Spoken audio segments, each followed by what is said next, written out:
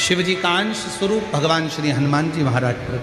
फिर गतिमान, रतिमान, मतिमान, कैतुमान, व्रतिमान, ऐसे हनुमान जी के 5 भाई और जन्म, तो 6 भाइयों का जन्म हुआ है। 6 भाई, भगवान कभी कम नहीं देता। और हमने पहले भी कहा है, जिसकी फैक्ट्री ना चलती हो, बहुत दुकान ना चलती हो, तो हनुमान जी के पांव का थोड़ा सा सिंदूर लेकर, यदि उस सिंदूर को किसी भी फैक्ट्री या दुकान में हनुमान जी के छोटे भाई गतिमान के नाम से अगर एक बिंदी भी सिंदूर की रख दी जाती है, तो वो दुकान और फैक्ट्री भी झड़के से चलना प्रारंभ हो जाती है। गतिमान हनुमान जी के छोटे भाई, एक हनुमान जी के छोटे भाई हैं मतिमान। जब व्यक्ति डिप्रेशन में जाता है, एकाग्र चित्त नहीं रह पाता है, पढ़ने बैठता है पर एकदम मन नहीं लग पाता है, तो मतिमान का स्मरण किया जाता है, हनुमान जी के 3 नंबर के भाई का, मतिमान।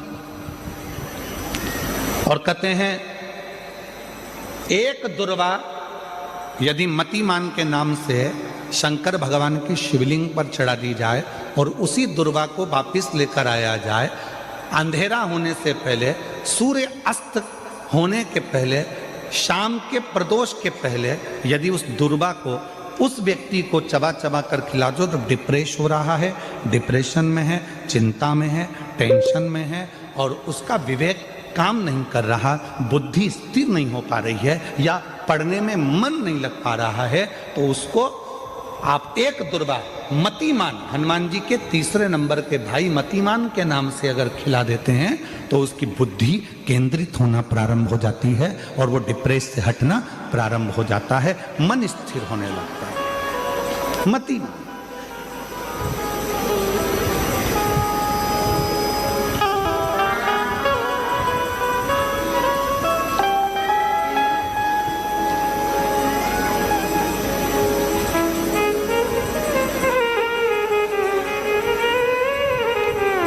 और एक नाम आता है व्रतिमान। इसका प्रैक्टिकल तुम अभी यहीं से कर लेना, ठीक है? चलते चलते मालूम पड़े तुम्हारी पार्किंग यहां से आधा किलोमीटर दूर है, ठीक है? अरे बोलो तो जम के। आधा किलोमीटर दूर तुम्हारी पार्किंग है और तुम्हारी उम्र लगभग बहुत हो गई, मालूम पड़े तुम थोड़े वृद्ध हो गए हो और तुम्हारा घुटना दुख रहा है, तुम्हारी कमर दुख रही है, चलते चलते बड़ी मुश्किल से तुम कथा स्थल तक पहुंचे हो। अब मन में आ रहा है कि मुझे वापस पार्किंग तक जाना है, कैसे जाऊंगी, पाँव तो दुख रहा है। तो एक काम आज चलते चलते करना कि कहीं सीवर वाला महाराज झूठ तो नहीं बोल रहा है, तो प्रैक्टिकल करके जाना। क्या करोगे? यहाँ से जाते समय आप जब जा रहे हो और आपके शरीर का कोई अंग जब दुख रहा है, तो श्री शिवाय नमस्तुभ्यम कहकर श्री व्रतिमान हनुमान का स्मरण करो। किसका स्मरण करना है? जम के बोलो, व्रतिमान हनुमान। व्रतिमान हनुमान का स्मरण करके कहीं पर भी बैठकर अपने पांव की छोटी वाली जो उंगली है उसको जम के दबाना, और दबाने के बाद चल देना। जिस जगह पर भी दर्द हो रहा होगा, मेरा बाबा आपको मंजिल तक पहुंचाएगा, दर्द होने नहीं देगा। कल नहीं करना, प्रैक्टिकल आज ही करना। काल करे सो आज कर।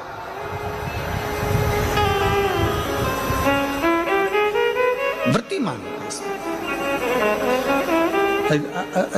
आज करेंगे गुरुजी, 3 महीने में फर्क दिखेगा। तुम तो आज की आज का बताओ ना कि आज की आज में फल कैसे मिले। तुम तो बिल्कुल तैयारी में बैठो।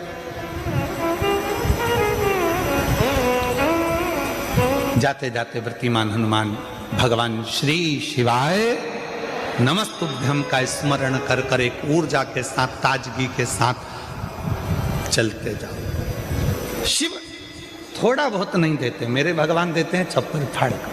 अब हनुमान जी महाराज का प्रागट्य हो गया, हनुमान जी महाराज आ गए, पूरे आनंद के साथ राम जी की सेवा करी। ये सारी कथा आप लोगों ने श्रवण करी है रामचरितमानस में भी और शिव पुराण में भी और श्रीमद् भागवत में भी, कई जगह पर आपने इस कथा को सुना होगा। अब मूल कथा जो शिव पुराण की, स्कंद पुराण का मूल तत्व है, उसकी ओर हम बढ़ रहे हैं, जो बड़ी सुंदर कथा है स्कंद पुराण के रेवाखंड की। ये कथा स्कंद पुराण के रेवाखंड में से इस कथा को लिया।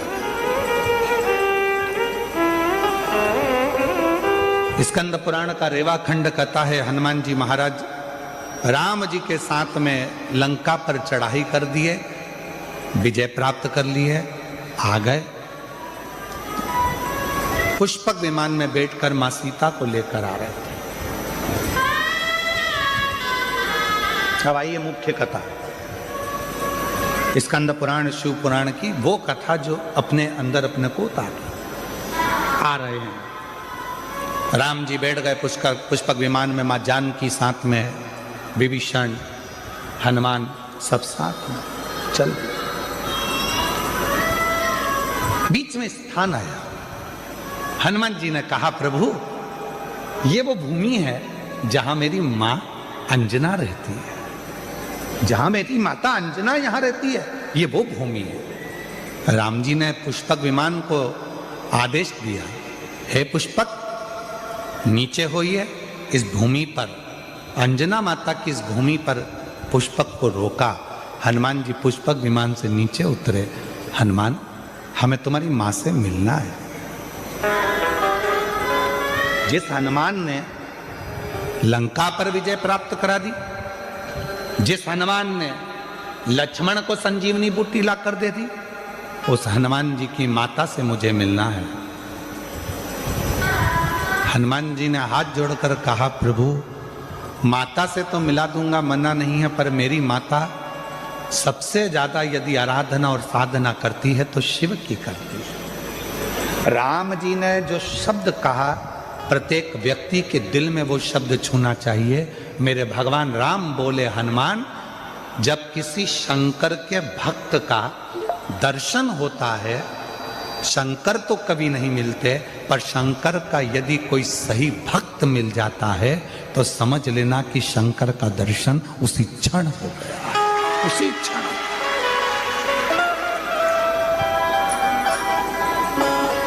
उसी क्षण। और आज भी नियम है महाराज, जिसकी फैक्ट्री नहीं चलती हो, प्रॉपर्टी की आप खरीदारी बेचादारी करते हो, प्रॉपर्टी से जुड़ा हुआ काम करते हो, या लोहे से जुड़ा हुआ करते हो, या फैक्ट्री आदि का कर्म करते हो, कोई मैन्युफैक्चरिंग करते हो, वो नहीं चल रहा, तो हनुमान जी के उल्टे पांव का सिंदूर लीजिए और हनुमान जी के दूसरे नंबर के भाई गतिमान का नाम लीजिए। किसका नाम लेना है? गतिमान। गतिमान का नाम लेकर फैक्ट्री के बाहर या फैक्ट्री पर एक स्वस्तिक का निर्माण कर दीजिए, हनुमान जी के उल्टे पांव के सिंदूर और गतिमान का नाम लेकर। कभी आपकी फैक्ट्री कोई काम नहीं निकालेगी, उन्नति की ओर ही निकल जाएगी, कभी घाटे की ओर नहीं जाएगी। गतिमान का नाम, रतिमान, केतुमान, मतिमान, ये जितने भी नाम है हनुमान जी के भाइयों के, ये सब कल्याण करते हैं। एक एक नाम कल्याण करते मारे, एक एक।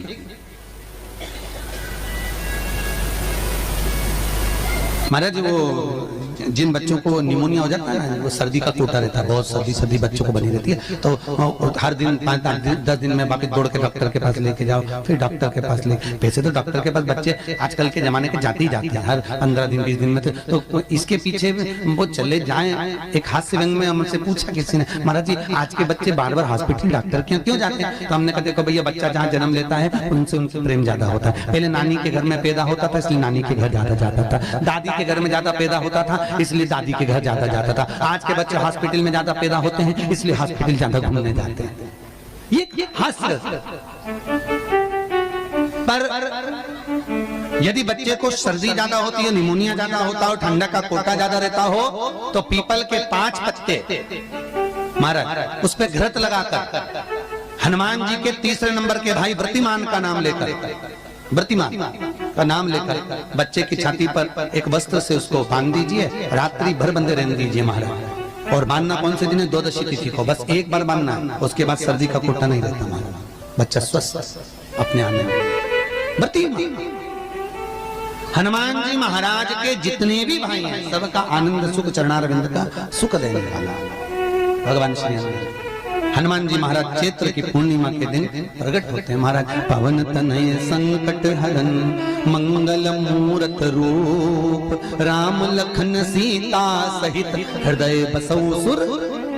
श्री हनुमान जी महाराज का प्रागट्य होता है, चारों तरफ सुख ही समाहित हो जाता है, आनंद ही आनंद स्थापित हो जाता है चारों। अब दोनों में अंतर देखिए। हनुमान जी की जब स्तुति गाई जाती है तो बोला जाता है विद्यावान गुणी अति चातुर। फिर से बोलो एक बार लाइन से, विद्यावान गुणी अति चातुर। हनुमान जी विद्यावान थे और लंका का राजा रावण विद्वान था। क्या था? जम के बोलो विद्वान। ये विद्यावान वो विद्वान। तो एक प्रश्न सामने खड़ा होता है कि विद्यावान और विद्वान में क्या अंतर है? हनुमान जी विद्यावान गुणी अति चातुर, रावण विद्वान, तो दोनों में अंतर क्या है? विद्वान ये भी विद्वत्ता से विद्वत्ता, वो भी पढ़ा लिखा ये नहीं पढ़ा लिखा। अष्ट सिद्धि नवनिधि उनके पास में, इसके पास। तो फिर अंतर क्या है? तो शिव महापुराण की कथा कहती है जिस व्यक्ति को पढ़ कर विद्या अर्जन कर खूब पढ़ाई करते करते करते करते करते करते अच्छा पद जब मिल जाता है और उसको जब अहंकार आ जाता है तो वो विद्वान हो जाता है। और जिसको पढ़ कर खूब अच्छी सिंहासन भी मिल गया उसके बाद भी उसका चित्त वृत्ति नम्र होता चले जाता है तो वो विद्यावान हो गया। विद्वान में अहंकार है, विद्यावान में नम्रता है। बहुत ध्यान देना हमारा। कई लोगों को पढ़ लिख के इतने अप टू डेट बन के हमारे बराबर कोई अहंकार आ गया, मतलब तुम विद्वान हो, बहुत विद्वान हो, मना नहीं है, तुम्हारे में विद्वत्ता की कमी नहीं है। सारे वेद पुराण शास्त्र सब तुम्हारे में भरे हुए हैं, सारी पढ़ाई लिखाई तुमने भरी हुई है, तुम बहुत विद्वान हो। पर विद्वत्ता अहंकार को लेकर जाती है और विद्यावानता जो विद्या को ग्रहण करता है उसके भीतर नम्रता आती चली जाती है। नम्रता। कोई कोई व्यक्ति ऐसा होता है जिसके पास भगवान पैसा खूब देता है तो उसको नम्रता देता है, खूब नम्रता, इतना प्रेम से बोलेगा, इतना मीठा बोलेगा, और बोले साहब और मेरे लिए कोई सेवा हो तो बता दो, और बोलिए साहब, इतनी नम्रता। और किसी किसी के पास में अहंकार इतना ज्यादा आ जाता है धन के साथ में कि वो किसी गिनते ही नहीं। बिल्कुल ऐसा लगे जैसे भेरू पे सिंदूर चढ़ा, एकदम गिनते। तो दोनों में अंतर है, दोनों। नम्रता अगर आपके भीतर पढ़ाई लिखाई के साथ में विद्या के साथ में आ रही है तो समझ कितना सुंदर कहा रामकृष्ण परमहंस जी ने। रामकृष्ण परमहंस जी से स्वामी विवेकानंद जी ने पूछा आपकी निगाह में खूब पढ़ा लिखा व्यक्ति कैसा होता है? रामकृष्ण परमहंस कहने लगे जीरो। कैसा होता है? शून्य। स्वामी विवेकानंद ने फिर रामकृष्ण परमहंस से पूछा आपकी दृष्टि में बहुत पढ़ा लिखा बहुत पैसे वाला धनपति व्यक्ति कैसा होता है? रामकृष्ण परमहंस जी ने कहा डबल शून्य, डबल जीरो। स्वामी विवेकानंद जी ने फिर पूछा रामकृष्ण परमहंस जी से गुरुदेव आपकी दृष्टि में पढ़ा लिखा व्यक्ति बहुत धनपति सब ज्ञान में निपुण वो व्यक्ति कैसा होता है? रामकृष्ण परमहंस ने कहा ट्रिपल जीरो, 3 शून्य। स्वामी विवेकानंद ने कहा गुरुजी अगर ये सब शून्य की गिनती में आ गए तो कीमत किसकी होगी? रामकृष्ण परमहंस जी ने कहा सारे ज्ञान प्राप्त करने के बाद जो झुकना नहीं जानता, नम्रता नहीं जानता, वो जीरो के बराबर ही होता है। और जिसके पास में धन भी है, विद्या भी है, सारी निपुणता है, और जिसके भीतर नम्रता बनी हुई है, उसके आगे एक लगा दिया जाए तो वो करोड़ों की गिनती में हो जाता है। उसके आगे एक का कई लोग बड़ी अभिमतता में जीते हैं, मेरे बराबर कोई नहीं। और जो मैं करके मर जाता है, अगला जन्म बकरा बकरी का हो जाता है, मैं करता फिरता है। छुपकली और बकरा बकरी दोनों पहचान जाओ, बहुत परिचित है। तुम्हारे दरवाजे पर भी कोई बकरा बकरी दिखे तो समझ लेना तुम्हारा रिश्तेदार आया है। मैं करके मर गया, मेरा घर, मेरी परिवार, मेरा कुटुंब, मेरी घर, मेरी गाड़ी, मेरा बंगला, मेरा मेरा मेरा करके मरा, बकरा बकरी। मैं तत्व में अभिमतता।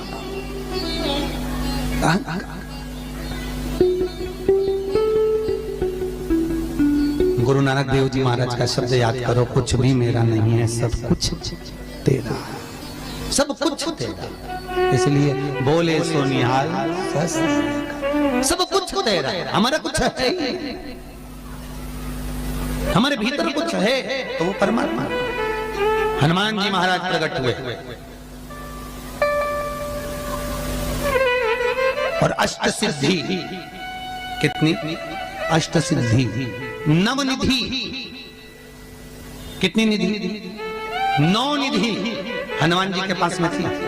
अष्ट सिद्धि 9 निधि, और उस 9 निधि में सबसे ज्यादा सुंदर निधि जो दुनिया के हित की है वो है नील निधि। कौन सी निधि? 9 निधि में से एक निधि का नाम है नील निधि। कई लोग तो ऐसे, उनका आज तक हनुमान चालीसा पढ़ना नहीं है, आज तक कोई चालीसा, चाहे गायत्री चालीसा हो, लक्ष्मी चालीसा हो, शिव चालीसा हो, पढ़ना ही नहीं आती। बस बैठ गए भगवान के सामने और पढ़ लिया आसन लगा के। नहीं नहीं नहीं, चालीसा पढ़ने का भी एक नियम है। अगर कोई लक्ष्य लेकर पढ़ रहे हो तो उसका एक नियम है। पूरी जिंदगी पढ़ते रहोगे तो भगवान की प्राप्ति नहीं है, पर लक्ष्य लेकर अगर पढ़ा है, आसन से जिस भगवान की चालीसा पढ़ रहे हो उसकी मूर्ति या उसका फोटो आपके सामने होना चाहिए। एक घी का दिया, अगर हनुमान चालीसा पढ़ रहे हो तो या तो घी का दिया जलाओ, वो भी गाय के घी का हो, भैंस के घी का मत जलाना। हनुमान जी कभी प्रकट नहीं होंगे भैंस के घी से। घी का दिया लगाइए अगर चालीसा का पाठ कर रहे हो हनुमान जी का। और बहुत ज्यादा संकट है, बहुत ज्यादा परेशानी है, तो हनुमान चालीसा का पाठ करो तो तिल्ली के तेल का दिया लगाओ, काली तिल के तेल का दिया, तिल का तेल का दिया हनुमान जी के सामने आसन बिछाकर। बहुत तकलीफ है तो 3 पाठ प्रतिदिन करो, और एक आसन से जितने समय 9 बजे अगर आप बैठते हो पाठ करने तो 9 बजे ही बैठना है। 11 दिन तक प्रतिदिन 3 पाठ रोज करो। एक पानी का लोटा, कलश, तांबे का जल, अर्थात तांबे का लोटा हो, स्टील का लोटा हो, तुम्हारे पास जो कलश हो उसमें जल भरकर, एक सिक्का उसमें पटक कर, एक लौंग पटक कर प्लेट से ढक कर रख दो, और प्रतिदिन बस टाइम पर बैठकर पाठ करो। 11 दिन पूर्ण होंगे, जिस कामना से आपने पाठ करा है बस वो सिक्का, वो लौंग कलश में से निकाल लो, जल का आचमन करो, और जिस काम के लिए करा है वो जल उस प्रयोग में ले लो। उस प्रयोग, किसी से बात करने जाना है तो वो जल पी कर जाइए, कोई से हाथ मिलाना है तो वो सिक्का, वो लौंग अपने हाथ में रखिए, अपने साथ। राम जी महाराज जब गए, हनुमत चरित्र कहता, राम जी महाराज जब जाने लगे तो उन्होंने हनुमान जी से कहा कि तुम क्या चाहते हो? हनुमान जी बोले मेरे को जाना है, क्योंकि जहां राम वहां हनुमान। हनुमान जी जब कहने लगे कि मेरे को जाना है, तो राम जी महाराज बोले नहीं नहीं हनुमान, तुझे सबसे ज्यादा प्रिय क्या है? तो कह राम। तो हनुमान तू कह रहा है सबसे ज्यादा प्रिय है, राम प्रिय है, तो एक बार जिस समय देवऋषि नारद का अपमान हुआ, विश्वामित्र बाबा का अपमान हुआ, उस समय पर एक राजा ने जब अपमान करा तो तूने उसको राम नाम लिखकर एक जगह पर बिठा दिया और कहा कि तू राम नाम जपते रहे। उसने राम नाम जपा। तब हनुमान याद कर, मेरे सम्मुख में तू खड़ा था और युद्ध होने वाला था, तो तूने क्या कहा था? प्रभु आप इसको मार नहीं सकते क्योंकि ये आपका नाम ले रहा है। राम से बड़ा होता है राम का नाम, आप इसे मार नहीं सकते। तब आपने ये संवाद कहा था, हनुमान बता तेरी प्रियता क्या है? हनुमान जी कहते हैं प्रभु आपने मुझे जगा दिया, क्योंकि मुझे श्राप ये मिला था कि तू जागेगा किसी की जगाने पर। आपने मुझे जगा दिया, इसलिए है नाथ अब मैं जाना नहीं चाहता, सत्संग करना चाहता।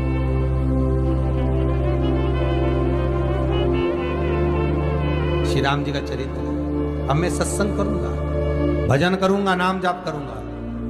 पर राम जी जानते हैं हनुमान से, कहा हनुमान मेरा जाने का समय आ गया, मुझे तो जाना पड़ेगा ना। सीता पृथ्वी में चली गई, मुझे भी जाना है। मैं सरयू के जल में अपने प्राणों को त्यागूंगा, मानव का शरीर है, इसको त्यागना तो पड़ेगा ना हनुमान। हनुमान जी बोले तो त्याग दो, त्यागने में क्या दिक्कत है, त्यागो आप तो। पर दिक्कत एक बहुत बड़ी है। तो राम जी ने जैसी कहा दिक्कत बहुत बड़ी है, तो हनुमान जी पूछे ऐसी कौन सी दिक्कत है। हनुमान जी के शब्द सुने तो राम जी बोले, जब जिस समय पर तुम सूर्य को निगल गए थे, इंद्र को क्रोध आया था और इंद्र ने तुम पर वज्र का जब प्रहार करा था, जब वज्र का प्रहार इंद्र ने करा तब तुम्हारा नाम हनुमान हुआ। तब सारे देवी देवताओं ने तुम्हें वर प्रदान करा। उस जगह पर यमराज भी खड़ा था, तो यमराज ने तुम्हें वर दिया था कि जहां हनुमान होगा वहां यमराज नहीं होगा।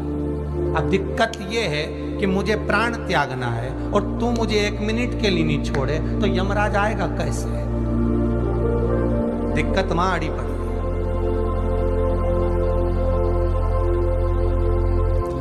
हनुमान जी मुस्कुरा के बोले राम जी महाराज से, प्रभु मैं आपके बिना रह नहीं सकता। तो राम जी बोले, मैं भी जानता हूं कि तू मेरे बिना नहीं रह सकता, पर एक काम तो कर सकता है ना। क्या? मैं अगर कोई काम बताऊंगा तो तू करेगा कि नहीं करेगा? हनुमान जी बोले, आपका काम और मैं ना करूं, ऐसा कभी हुआ है? जरूर करूंगा। ठीक है। बस अब राम जी महाराज ने सोच लिया कि हनुमान को जाने से पहले काम पर लगा। अब वो कौन सा काम था? बोलो रे भाई। हनुमान जी को कहां काम पर लगाया राम जी ने? किस जगह पर काम पर लगाया? अरे सभी ने रामचरितमानस सुनी है, खूब सुनी, जल्दी बताओ। राम जी महाराज ने प्राण त्यागते समय, सरयू जी में प्राणों को देते समय राम जी ने हनुमान जी को किस काम में लगाया था कि राम जी ने अपने हाथ की एक मुद्रिका जिस पे राम लिखा हुआ था, वो मुद्रिका एक अयोध्या की एक सरंग में जमीन में डाल दिया और हनुमान से कहा जरा ढूंढ के लेके आ, मैं अभी घूम कर आया। और हनुमान जी तलातल रसातल भूमि के नीचे पताल में चले गए उस मुद्रिका को ढूंढने के लिए जिस पे राम लिखा है। और हनुमान जी पूछते भी जा रहे, राम कहाँ है? राम की मुद्रिका पड़ी थी, राम की अंगूठी है, और राम का ही सत्संग करते करते जा रहे। और राम जी चले गए सरयू, क्योंकि हनुमान अगर होगा तो यमराज नहीं आ सकता। हनुमान को यहां से हटाना पड़ेगा, तब यमराज लेने के लिए आ सकता। तब यम आए, क्योंकि यम अपने नियम को धारण करेगा, चाहे कृष्ण हो चाहे राम। वास्तु के हिसाब से केवल एक दीवार ऐसी होती है जहां पर हनुमान जी का चित्र लगाया जाता है। चाहे तुम पर्वत उठाने वाला चित्र लगाओ हनुमान जी का, चाहे बैठे हुए लगाओ, चाहे रामायण पढ़ने वाला लगाओ, चाहे लंका दहन करने वाला लगाओ, चाहे राम नाम जपने वाला लगाओ, चाहे लक्ष्मण को संजीवनी देने वाला लगाओ, चाहे मौन मुद्रा में लगा दो, चाहे स्तुति में लगा दो, चाहे भजन में लगा दो। हनुमान जी का कोई भी चित्र लगता है तो ना पूरब में लगेगा, ना पश्चिम में लगेगा, ना दक्षिण में लगेगा। हनुमान जी का अगर चित्र लगता है तो उत्तर की दीवार में दक्षिण को देखते हुए लगता है, केवल एक ही स्थान।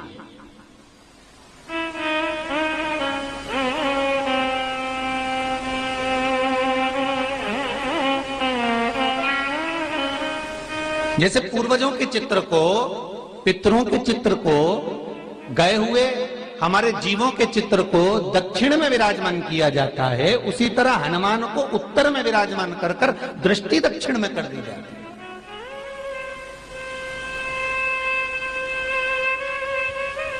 घर में हनुमान जी के जितने फोटो होते हैं उसको केवल दक्षिण दिशा में लगा, और उत्तर दिशा में लगा बिठा देते हैं, और दक्षिण की ओर उनकी दृष्टि होना चाहिए, दक्षिण की ओर उनका मुख होना चाहिए। क्यों? महाराज, अगर व्यक्ति के जीवन में कोई बीमारी आने वाली है, व्यक्ति के जीवन में कोई रोग आने वाला है, व्यक्ति के जीवन में अगर कोई कष्ट आने वाला है, व्यक्ति के जीवन में अगर कोई परेशानी आने वाली है, व्यक्ति के जीवन में कोई एक्सीडेंट का योग भी बनने वाला है, तो